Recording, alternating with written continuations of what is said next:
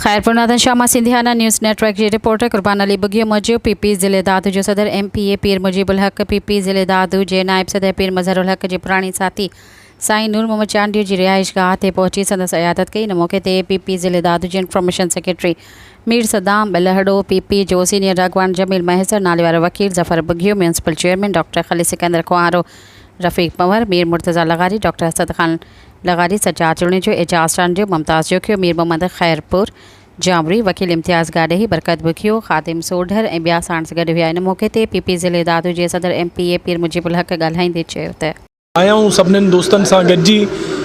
चाचो मुंहिंजे वालिद साहब जो साथी बि आहे ऐं पीपल्स पार्टी जो हा पुराणो वर्कर आहे। जेलूं काटियूं अथई, वॾियूं कुर्बानियूं आहिनि ऐं पंहिंजो अहिड़नि वर्करनि जी जेका आहे सो जेके ख़िदमतूं आहिनि उहे हिन पार्टी जे लाइ तमामु लाज़वाल ख़िदमतूं आहिनि। मां पूरी डिस्ट्रिक्ट में कोशिशि इहा कंदुमि त जेके बि असांजा सीनियर आहिनि नूर मोहम्मद चांडियो साहब वांगुरु उन्हनि वटि मां वञा, उन्हनि खे मान ॾियां, इज़त ॾियां ऐं उन्हनि जी जेका आहे सो गाइडेंस उन्हनि जी हुन सां असां अॻिते पार्टी खे हलायूं। छो त हिननि जो तमामु घणो तजुर्बो आहे, असांजा सीनियर आहिनि ऐं पंहिंजो उन्हनि जी जेका आहे सो जेको मशवरा हूंदा उहा असांजे लाइ तमामु मुफ़ीद हूंदा।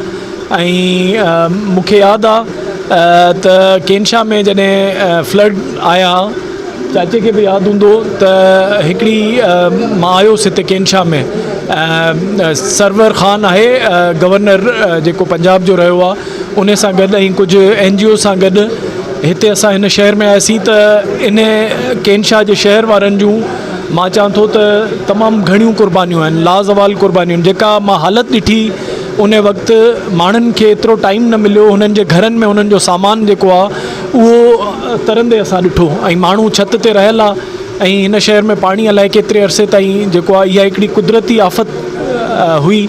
ऐं चाचो नूर मोहम्मद चांडियो पार्टी जो वर्कर हो, मूंखे पाणी में जेको आहे उहे त कुर्बानियूं पहिरीं जूं घणियूं अथसि, पर हुन में मां ॾिठोमांसि त पाणी में एतिरे ऐं हुन पाणी में नांग पिया घुमनि ऐं असां कश्ती में हिकिड़ो नांग अची वियो जेको वरी नेवी जो सील हो, जंहिं पंहिंजे चप्पू सां हुनखे नांग खे कयो न त असां चयो हाणे नांग आहे ज़ाहिरा ज़हरीलो त इहो वाक़ियो त हींअर रिसेंटली जेको आहे उहो थियो। ऐं मां केनशा शहर जे माण्हुनि खे ख़ासि तौर ते न सभिनीनि खे उन्हनि खे बि मां ख़राज तहसीन पेश करणु चाहियां थो जिन जेको आहे एतिरी घणी कुर्बानियूं ॾिनियूं ऐं वरी बि उनजे बावजूदि पंहिंजी पार्टी जो पाकिस्तान पीपल्स पार्टी जो साथ ॾिनो। असांजी इंशाल्लाह इहा कोशिशि हूंदी हितां जा जेके इलेक्टेड रिप्रेज़ेंटेटिव्स आहिनि उहे ऐं असांजा पार्टी जा जेके वर्कर आहिनि इंशाल्लाह उहे ॾींहुं राति उन्हनि जी ख़िदमत में आहिनि। मां ॾिठो हिते स्कीमूं आहिनि। मेन हितां जो इशू जेको ख़ुदावा वारो आहे, असांजी रिसेंटली मीटिंग थी, हुन में ज़ुबैर जुणेजो साहब ऐं हितां जे जेके दोस्तनि इहा पिन पॉइंट कई त भई इहा स्कीम रखी वई आहे स्टोन पिचिंग जी, पर उहा अञा ताईं हुन ते अमल न थियो आहे। त उहा अगरि फ़ौरन जेका आहे सो हुनखे करायो वञे, उन जे लाइ बि एफर्ट्स वठिबियूं। ऐं छो त इहा मेन शइ आहे, क्लाइमेट चेंज जे करे तव्हां ॾिसो त इहे कुदरती आफ़तूं जेके आहिनि इहे तमामु फ्रीक्वेंसी सां अचनि थियूं।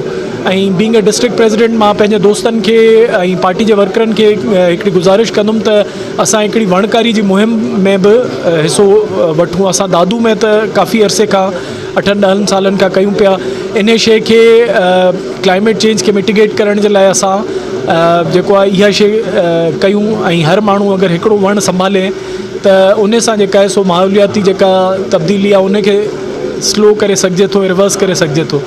त इहे शयूं जेके आहिनि इंशाल्लाह बिलावल भुट्टो साहब जेको आहे सो यंग ब्लड खे चांस ॾिनो आहे, डिस्ट्रिक्ट जी जेका आहे सो प्रेसिडेंटशिप ॾिनी आहे।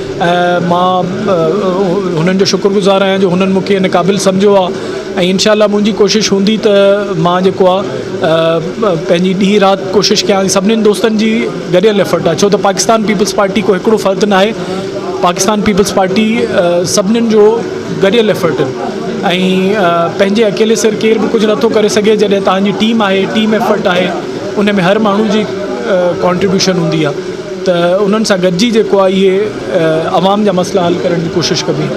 आवाम जे मसइले में जेकॾहिं ईंदासीं त केनशा दादू जेका आहे दादू नाल वठी चुको आहे ऐं कंहिं छा जे हवाले सां मतिलबु टीम राति फारिग आहे ऐं कंहिं छा जे बाक़ी तमामु नज़र ईंदो तव्हां लोजाणे में आहियो।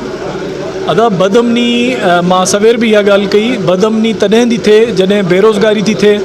बेरोज़गारी खां तंग थी माण्हू जेको आहे हिन रस्ते ते ग़लति रस्ते ते हलनि था ऐं असां वटि कोर्टुनि में इंसाफ़ में डिलेज़ थियनि थियूं। मां पाण वकील बि आहियां।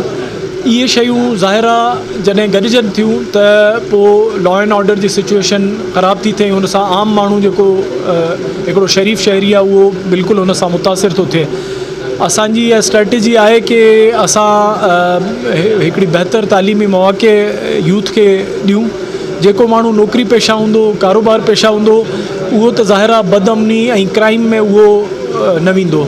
ऐं जेतिरे क़दुरु ताईं लॉ एंड ऑर्डर जी ॻाल्हि आहे, असां कॾहिं बि जेको आहे कंहिं ग़लति माण्हू खे गवर्नमेंट लेवल ते का बि सपोर्ट नाहे कई, क्रिमिनल खे का बि सपोर्ट नाहे। असांजो हमेशह इहो ई हूंदो आहे डिस्ट्रिक्ट एडमिनिस्ट्रेशन खे, SP खे इहो ई हूंदो आहे त भई सुठा ऑफिसर्स रखो, ईमानदार ऑफिसर्स रखो, SHOs जेके क्राइम ते कंट्रोल करे सघनि।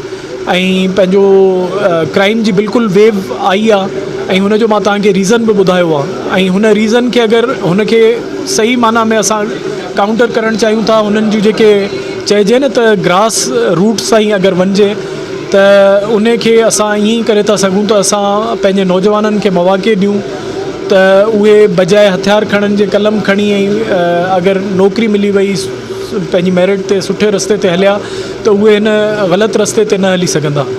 ऐं इहा ई शइ असां जेके असांजा नौजवान जेके भर्ती थियनि था पुलिस में, पंहिंजी अगरि उहो मेरिट ते ईंदा त उहे हिननि ग़लति एक्टिविटीज़ खे, ग़लति कमनि खे उहे सपोर्ट न कंदा।